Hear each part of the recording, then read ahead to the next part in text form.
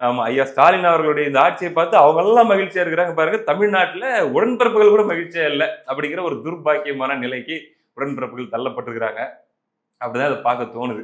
இப்போ இந்த பெண் நிர்வாகிகள் இதுக்கு முன்னாடி கல அரசியல்ல இருந்தவங்களாகட்டும், நடிகை ஜமுனா ஆகட்டும், அவங்கலாம் இருந்தாங்க. நடிகை ஜமுனாக்குலாம் இந்த அளவுக்கு வந்து முக்கியத்துவம் குடுத்தாங்களான்னு கேட்டா இல்ல.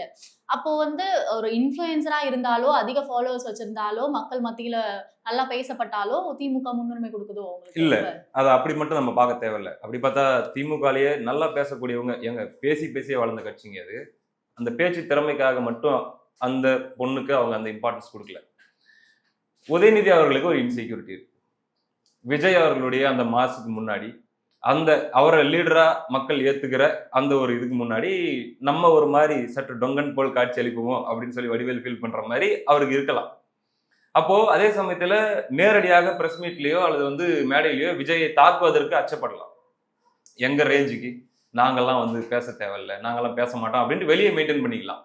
ஆனா அதே சமயத்துல யார் மூலமா பேச வச்சா அவங்க வந்து அஃபண்ட் ஆவாங்க அப்படின்னா, இந்த மாதிரி சின்ன சின்ன பிள்ளைங்களை வச்சு அவங்கள ப்ரொமோட் பண்ணி விட்டு, அவங்க போடுற ட்வீட்டுகளையும், வீடியோக்களையும் பயங்கரமா ப்ரொமோட் பண்ணி விட்டு, அவங்க மூலமா இரிட்டேட் பண்ணலாம். ஆனா அப்படி வெறும் 20 வயசான பொண்ணுக்கு என்ன அவ்வளவு பெரிய அரசியல் ஞானம்